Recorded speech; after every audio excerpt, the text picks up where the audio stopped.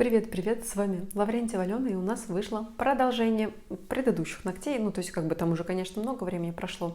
И вы не поверите, они прекрасно относились, несмотря на какую-то там неправильную архитектуру. А что нас сегодня ждет? У нас будет градиент, у нас будет втирка, и у нас будет, между прочим, снятие гелевых типс и их перенаращивание. Это очень часто задают вопросы, как снимать гелевые типсы. Вот так. Просто вот так делаешь, чик, кусачками, и никаких гелевых типс у тебя нет. Ну, то есть, если это вопрос снятия вообще прям полностью. А мы с моей клиенткой делаем там 1-2 коррекции, и потом все снимаем и перенаращиваем, потому что ногти уже начинают как-то немного подклевывать, и нет смысла это там поднимать, что-то выпиливать. Нам проще это резануть, спилить все, что нам не нужно с помощью фрезы, там твердосплавной или алмазной, неважно какой, и дальше сделать все заново. Поэтому сегодня будем наслаждаться вот таким длительным процессом. И да, видео длинное 24 минуты 51 и 2 с копеечкой секунды. Поэтому наливаем чаек, берем печенюшки и устраиваемся поудобнее. Я, кстати, кусачки здесь использую пряморежущие. Я надеюсь, Nippon этого не видит, потому что они для вросшего ногтя, а я им устраиваю страшные краш-тесты. Но, кстати, хочу сказать, что они выжили. Картинки, как всегда, будут для вашего удобства в уголочке экрана. По возможности стараюсь оставлять ссылочки. В общем, рубанули. Осталось то, что осталось. Вообще, по идее, можно было бы пильнуть, да, и вот короткий квадрат, и нормально. Но нет. Мы сейчас будем все это спиливать. Да, у нас есть такой прикол, мы с ней собираем ногти. Кстати, не всегда бывают все, иногда некоторые отлетают куда-нибудь очень далеко. Ну ладно, в общем, берем фрезу и начинаем все это спиливать. В данном случае взяла керамическую фрезу с синим поясочком, хочу справиться побыстрее.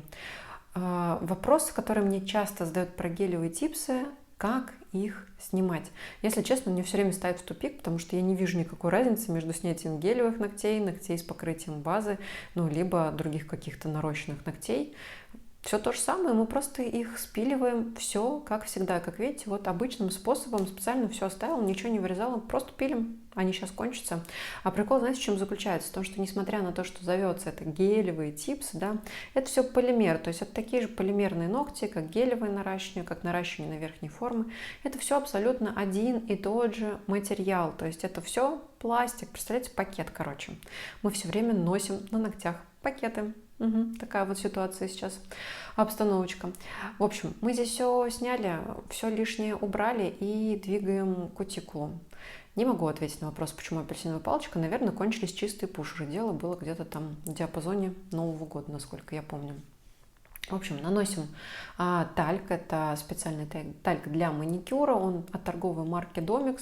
Люблю его нежной любовью. Ну, почему бы и нет? Все-таки сама его придумывала, требовала, просила и получила. Вот. С помощью фрезы педикюрная капля, красно-синяя насечка, моя, наверное, самая любимая, очень универсальная фреза и в первый мир, и в педикюр, и в маникюр. В общем, она подходит по мне везде. Она, кстати говоря, достаточно травматичная по причине того, что носик у нее кругленький, ну, то есть тупенький, нет вот этой острой части. В общем, кутикулу подняли, дальше начинаем обработку пилкой. Сейчас слабонервный, давайте отойдите, не смотрите, потому что опять начнется, что какой кошмар, ты спиливаешь пластину. Ничего я тут не спиливаю, я работаю только тяжестью самой пилки. То есть основа пилки, она многоразовая, она металлическая, на нее приклеивается абразив. И вот эта металлическая основа, она имеет определенную тяжесть, то есть она имеет вес. И вот если посредством использования ее веса пилить, то тогда ногтям ничего не будет. То есть я не давлю на ноготь, а использую только ту силу давления, которую мне дает сама тяжесть пилочки.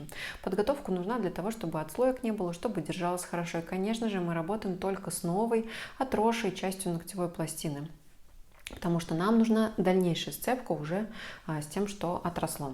Далее в ход идет у меня уже пламя с острым носиком, которым я дорабатываю какие-то мелкие нюансы, там, где мне кажется, что можно было дочистить, где-то залезть, где не залезла.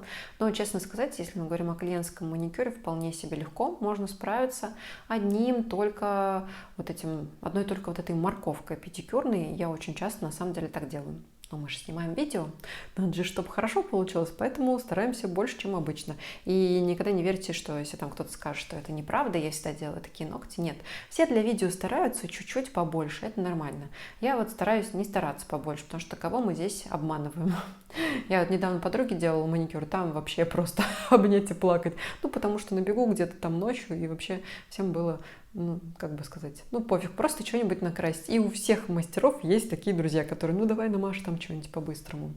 Вот. Но здесь у нас не такой случай, здесь у нас клиентский маникюр, потому что работа идет с клиентом, и мы сделали срез, все у нас хорошо, потом я взяла желтенький бутончик, шлифанула, и дальше идет nail prep.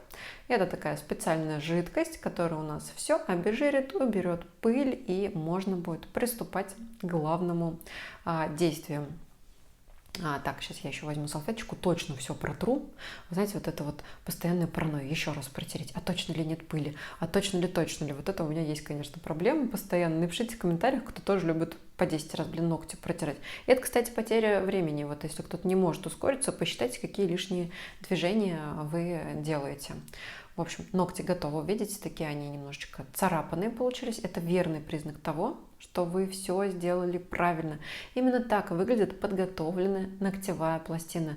Мы специально ее расцарапываем, чтобы ее взъерошить верхний слой, для того, чтобы ему легче было цепляться за искусственный материал. В общем, теперь мы смотрим по свободному краю. Особой какой-то подготовки здесь не нужно, но я стараюсь не оставлять острых углов. Я стараюсь их спиливать. Хотя в гелевых типсах такая история, что можно даже нарастить и, не знаю, на длинные какие-то ногти, ну, при условии, что они вниз куда-то не клюют, и спокойно там под ними ногти свои отращивать. В общем, берем долгожданную заветную желтую коробочку, возьмем стилеты. Это торговая марка Именька, которая в коллабе с Аленой Лаврентьевой, это, если что, я выпустила гелевые типсы. И да, мы были первые. Я человек, который ввел в русскую нейл-индустрию гелевые типсы. Когда я сколько-то там дофига много лет назад, у меня есть этот видос, там, американские ногти, наберите в Ютубе, когда я вообще впервые стала говорить, что нужны в России, нужны гелевые типсы, привозить их за границу тяжело, надо сделать. Мне очень много брендов крутили пальцем у виска и говорили, ну вообще, в смысле, какие типсы, ты что там собралась клеить? И только Женя мне сказала, давай. Надо делать, классная история. А действительно классная. И я не вижу вообще ничего зазорного в том, чтобы наращивать на гелевые типсы. Клиентам вообще нравится просто неистово, ну потому что быстро. Им вот эти вот, ну как бы, я ничего не имею против верхних форм и нижних форм. Я уважаю все виды наращивания, они все имеют место быть. Это вообще, искусство на секундочку. Но если мы говорим про клиента, ей вообще все равно, какими абракадабрами ты делаешь ей эти ногти.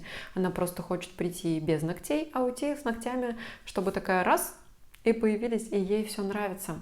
Именно это я и называю клиентским маникюром. Если на выходе они ровные, если на выходе они аккуратные, ей не было больно, это было быстро, плюс еще все отлично держится, потому что у гелевых типс есть такое неочевидное классное достоинство. Не бывает трещин по стрессовой зоне, по точкам роста, потому что конструкция монолитная с ровной стенкой, и там уже вся архитектура заложена. Это очень удобно. Особенно, кстати, если работаете с грызунами, прям советую, потому что это прям, ну, такой хороший выход из ситуации. По подготовке. Смотрите, что делаю. Капнула туда бескислотный праймер и вот такой вот позорной кисточкой для клея ПВА, страшный, отобранный у ребенка, вот так вот размазываю. Очень классная схема подготовки. Одна из. Можно пилить фрезой, можно бафить бафиком. Я очень люблю капнуть праймер, подрастворить эту типсу, и потом спокойно ее покрепить. Креплю я на каучуковую базу от торговой марки Имень. Ну, на всякий случай, чтобы точно все держалось, я стараюсь вообще, из серии, знаете, в рамках одного бренда оставаться, потому что я точно знаю, что Рубер база от Имень, она прям очень универсальная, она и подложка, и шикарный вариант, чтобы эти самые гелевые типсы крепились. Смазывается вот таким вот образом, небольшой слой, и такую капельку раз, и вытираем о краешек. И теперь нужно эту гелевую типсу припарковать. Не всегда получается с первого раза, но со временем рука набивается и получается вот так достаточно симпатично. То есть как только я вижу, что у меня база растеклась, заняла все пространство, я присушиваю ногти. Вот так это выглядит на выходе, очень красиво и симпатично. Постоянный вопрос о том, а что делать со ступенькой изнутри. И да, циферки, ребят, они просто спиливаются. Мне так много об этом писали, они просто легко спиливаются. А вот эту кусочки базы, точнее не кусочки, а этот наплыв базы, который вы видите, он вообще легко нивелируется с помощью элементарного покрытия топом изнутри. И никаких проблем не будет. Но у нас там вообще дизайн будет, поэтому все еще впереди. Мы здесь уже все подготовили, все обезжирили. И сейчас буквально пару движений твердосплавной фрезой, моя любимая, просто вообще самая любимая. Если не спросите, какая любимая фреза, я скажу вот это. Потому что малышка это не малышка, это зверюга. Никогда не забивается. А даже если забивается, вопрос вообще 1,5 секунды. Ее просто обезжириваешь, и там точно все будет идеально чисто. Тут я срабатываю со ступенечкой, убираю все лишнее. И, в общем-то, по большому счету, наши ногти готовы. И снова любимые. База от Именьки. Я очень люблю эти базы, они средне-жесткие, и у них много-много-много-много разных эффектов. Это очень ходовой продукт у нас в салоне, то есть закупки этих баз, они просто ежемесячные, какие-то непрекращающиеся. Есть клиенты, которые там, вот они их все по очереди, там от 1 там, до 20 какого-то уже перекрасили и потом пошли по второму кругу. Консистенция у нее средняя, распределяется, как видите, очень так комфортненько. Можно помочь себе тонкой кисточкой, я из тех мастеров, кто это делает, мне несложно взять кисть, кто-то любит работать с кистью из флакона, это, знаете, на любителя, кому как больше нравится. У меня так. В данном случае у нас база с таким приятным мелким сиянием. Ну, еще раз говорю, дело было зимой. В общем, что-то мы там рассчитывали на снежочек. Берем топ и наносим, потому что эта рука у нас будет, как бы ленивая. Здесь просто база и топ. Там, ладно, в конце будет на самом деле дизайн. Мы там сделаем такую объемную одну штучку. Но это будет в самом-самом конце, потому что эта идея родилась не сразу. А вот вторая рука, ей, конечно, досталась. На ней и будет как раз-таки и градиент по акриловой пудре, и втирка. В общем, с ней там будет абсолютно все. Ну, а здесь вы видите просто нанесение топа. Я также помогаю себе тоненькой кисточкой.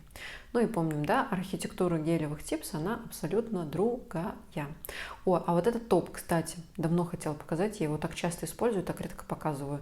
Матовый топ с блестками золотого и серебряного цвета. Вот такой неожиданный вариант цветового, точнее блестящего решения. И его я нанесу вовнутрь, то есть с той стороны. Да, там можно наносить блестки, там можно дизайн, и там можно делать матовый топ.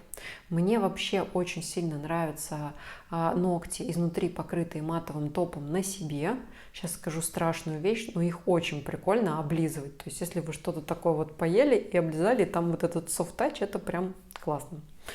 Как бы у каждого свои предпочтения, то есть я вот на это обращаю внимание, как бы это странно ни звучало. А здесь мы делаем самозамес. У нас там база с гелем перемешанная. Сейчас я тут много всего намешаю, потому что у нас был какой-то референс из Pinterest или еще откуда-то. В общем, мы смешивали, искали нужный оттенок желтого. Тут у меня разные неоны, которые я намешивала. Мне нужен был такой хороший желтый и очень такой тепло-приятно-розовый цвет, потому что сейчас мы будем сыпать акрилом и делать градиент. Изначально я наношу базу в тонкий слой. Для чего мне это нужно? Я должна эту базу присыпать прозрачной акриловой пудрой. И таким образом я буду создавать себе основу для того, чтобы на эту основу дальше уже наносить свой градиент. То есть мне нужна шершавая поверхность. Сейчас информация из курса по градиенту абсолютно бесплатно. Сейчас кто не услышал, не распознал, как бы сами виноваты. В общем, я все присыпала, вот так вот стряхнула и отправляю на просушку. Дальше я просто кисточкой в свободной форме наношу закрашиваю часть ногтевой пластины. Как-то вот так вот. Типа в виде...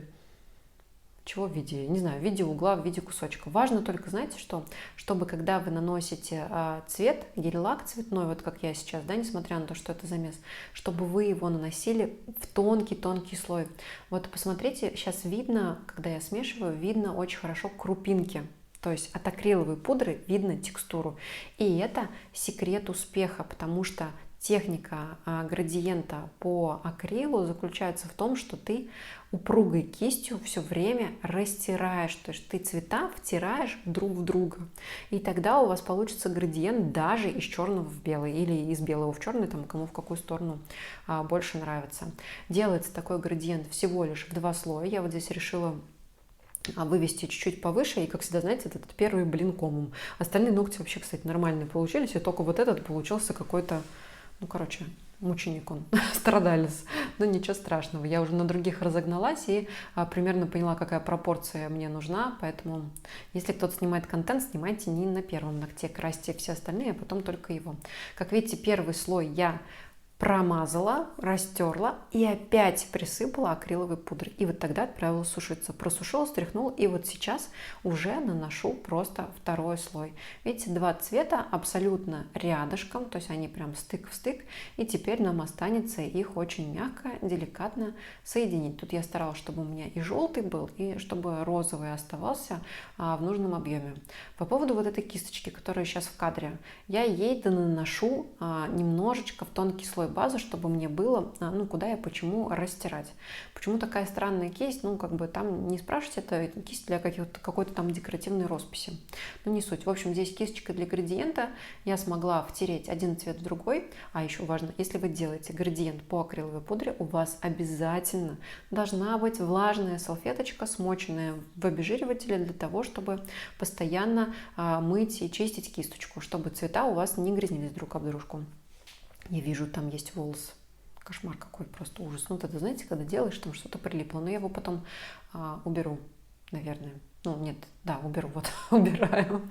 В общем, как видите, смешать два цвета один в другой вообще не сложно. Вот, они спокойненько себе вмешались. И в акриле, знаете, в чем классная штука? Можно размазывать вообще до посинения, просто ничего вам за это не будет. Вот, теперь мы с вами наблюдаем, как у меня нанесены на остальных ногтях цвета, то есть пока они просто выкрашены в стык друг к другу, я это выполняю конвейером, то есть все розовые половинки, потом все желтые половинки, потом я это все соединяю каждый раз кисточкой, потом я это все вместе посыпаю акрилом, потом я это сушу, потом я это стряхиваю, дублирую слой. И на самом деле это очень быстро, то есть это вообще не сложно. То есть вот для меня техника градиента по акрилу это прям вообще спасение, потому что когда мы мешали по мокрому, боже мой, там были какие-то танцы с бубнами, постоянно абракадабра, что-то куда-то вытекало, затекало, куча какой-то перерасход гель-лака. Здесь вообще все прекрасно. Работает, в принципе, с любыми брендами, но мне нравится, когда они супер-супер плотные, чтобы они наносились в ультратонкий слой. Здесь у меня все цветники от Имень. По-моему, была у меня фотка, когда я фотографировала, какие цвета использовала, но это не точно. Если есть, я сюда куда-нибудь прикреплю. И сверху я наношу мой замес из баз. Вон там, видите, лужица лежит, который я сделала. И таким образом я сглаживаю наш вот этот эффект градиента. И понимаю, что что-то не то. Знаете, делаешь здесь, что, фигня какая-то, что-то как-то вот не так должно быть. Дальше будет вообще гениальное решение, которое мы придумали, это втирка. Втирка русалочка или единорог, вот она уже нанесена на мизинчики, мы как бы примерили, мы договорились, что сейчас покроем топом, вотрем, если будет ок, то оставляем, если нет, то просто обезжирим. Если вдруг кто-то не знал, то втирку, не перекрытую топом, можно просто протереть обезжиривателем, и ничего не будет, все будет хорошо, она просто уйдет, и останутся ногти без втирки. Здесь я наношу топ. Так, по поводу крепления втирки. Топ, а сейчас у меня в руках топ антивандальный от торговой марки Имень. Я его наношу в качестве обычного топа, его буду сушить, на него буду втирать и им же буду перекрывать. И все это прекрасненько себе проносится. Тонкой кистью главное прокрасить обязательно в зону возле кутикулы, там, где у вас синусы, для того, чтобы втирка легла равномерно. Втирка смотрится красиво тогда, когда там абсолютно идеальная поверхность. Если будет пузырик, гореть всем в аду, потому что будет некрасиво. Поэтому я добавляю постоянно, там что-то докрашиваю и так далее. То есть вот именно на этом этапе, на слое топа под втирку я прям стараюсь. На втирке есть маркировка 1.33, можете не запоминать, это наше внутреннее в салоне, мы их так вот маркируем, потому что иначе у них можно запутаться. Втирка самая обычная СВБ, наберите там русалочка. И вот так она выглядит. Мне кажется, вообще это очень круто и здорово оживило вообще весь дизайн, потому что было до этого так симпатичненько, пыльненько, но когда мы нанесли вот эту втирку, Я считаю, что это вообще просто феерия. Смотрите, как классно. И та часть, которая была с розовым камуфляжем, который мы изначально планировали, а мы не думали, что будет втирка, она вообще стала как бы немного голубым подсвечивать, и получились такие ногти неоднозначного цвета с каким-то переливом, который хочется ловить. Тут, кстати, да, был момент, когда мне показалось, что что-то там не особо ровный ноготь получился, и я его снова пильнула, да, я себе никогда не изменяю, я продолжаю пилить. Тут то же самое, наносим топ, точно так же его распределяем осторожно, чтобы нигде не было никаких вот зазубринок. По идее, вот такой дизайн, как я сейчас показываю, можно выполнить вообще в любом цветовом решении, которое вам хочется. Может, клиентка хочет, чтобы это было сочетание там голубого и какого-нибудь нежно-фиолетового, вообще легко, спокойно. Можно не замешивать базу, как замешали мы, а, например, сделать молочную или ту же самую бежевую, вообще абсолютно любую. Просто изначально моя клиентка просила сделать ей такой вот какой-то розоватенький, ну даже не столько просила, она просто принесла референс, и как бы, ну там был такой цвет. А у меня вот конкретно такой базы, вот из всей кучи баз, которые у меня были, естественно, не оказалось, ну так же всегда бывает. Но зато вот видите, какое классное решение, блестки, все дела. Точнее, втирки. Ну, а на вторую руку мы решили все-таки кое-что добавить. Медведя вверх ногами. Сейчас спросите, почему вверх ногами? Потому что она маникюр делает для себя. Она говорит, ну я же буду вот так смотреть, поэтому мне надо, чтобы медведь был передо мной прямо. И реально есть две категории клиентов, которые делают для себя, им должно быть красиво, когда они смотрят вот, ну, допустим, вот так вот. А есть те, которые считают, что должны как бы любоваться все остальные, и им нужно, чтобы когда кто-то смотрит руку, говорит, ну, как у вас тут все красиво. Кто из них прав, а кто нет, на самом деле очень-очень сложно рассуждать. Зачем я этот кусок оставила? Ну, короче, там мы выбирали дизайн, на самом деле, это медведя полдня выбирали с этой кучи, еле как выбрали. То есть, кому как больше нравится, чтобы смотрели другие или чтобы смотрел и радовался он, это вопрос, ну, риторический, наверное, должен остаться без ответа, хотя, может быть, можем обсудить это в комментариях. Я так и не приняла для себя решение, кому должно быть красиво. Вот, поэтому у нее просто вот так, а у кого-то будет по-другому. Так же, как и есть клиенты, которые длину ногтей сравнивают вот с этой стороны. Так тоже бывает, но главное, чтобы им нравилось. Так, ну что мы тут делаем? Мы тут, кстати, перекрываем топом, вот к разговору, да, о ступеньке из базы, которая там вот что-то. Нет, вот просто вот так вот топом прокрашиваем, и будет вам счастье. Если боитесь, что затечет, фонарик в помощь. Ох, мне нравится. Мне красиво. И да, это та самая клиентка с татуировками, и я покажу ее лицо с ее разрешения. Если что, я к стулу не привязывала, паспорт не отнимала. Она очень любит медвежат, поэтому одного мы ей приклеили на пальчик. По-моему, он очень миленький, он такой голографический, как раз-таки в настроении втирочки. То есть одна рука у нас такая нейтральная, мы на ней отдыхали, а на другой руке мы веселились и делали прям праздник-праздник. А вот эту татуировку она когда сделала, она мне ее прям сразу скинула. Она говорит, это Фредди. Он передает тебе привет. Мне было приятненько, мне было классненько. В общем, напишите в комментариях, как вам такие ноготочки, и готовьтесь увидеть человека, который эти ногти носит. Кстати, можете поугадывать в комментариях, мы с ней даже задумались об этом, кем она работает. Ну, как вы думаете, кем такая девушка может работать? Зовут ее, кстати, Гульнара. И она ничего не имеет против, что я ее показываю. Она говорит, конечно, давай покажем, почему нет. Пусть посмотрят, кто носит эти татуировки. Конечно, это странно так показывать клиентов. Она немножко смущается, но, тем не менее, она была очень даже за. Она, кстати, активный пользователь всего моего контента, моего канала, поэтому, скорее всего, она будет читать комментарии и смотреть, что кто пишет, кто что говорит. Вот такая она у меня милашечка. Ну, смотрите, какая Пуся. Она похлопала глазками. Ну ладно, в общем, мы здесь с вами заканчиваем. Это можно очень-очень долго рассматривать. Честно, я прям люблю своих клиентов. Мне их так вот прям чуть-чуть осталось. Нет, к сожалению, прям много свободного времени. Но я обожаю эти моменты, когда я могу поработать мастером, но профдеформация меня не оставляет, и я продолжаю снимать. Поэтому мы совмещаем приятное, полезное, а иногда еще и вкусное. Ну да, вот это, знаете, та категория клиентов, с которым ты и поел, и попил, и отдохнул, и что-то там еще сделал, там обзор еще поснимал и так далее. В общем, жду в комментариях ваше мнение по поводу этого маникюра. Лично мне он понравился, и как бы и все. Но вы обязательно напишите. Ну ладно, шутки шутками. Я знаю, что большему количеству людей не понравится. Но главное, чтобы Гульнаре понравилось, остальное не важно. Ну, а всем, кто досмотрел, кому со мной было классно, весело, пишите в комментариях. Обязательно дайте об этом мне знать, не знаю, там сердечко поставьте, цветочек и так далее. И я так старалась, это такое длинное видео. Записано всего одним дублем. Ладно, все. Всем большое спасибо за просмотр. Пока-пока. И с вами была Алена. До новых встреч. Гульнара хотела лак прорекламировать. Ну, это бывает.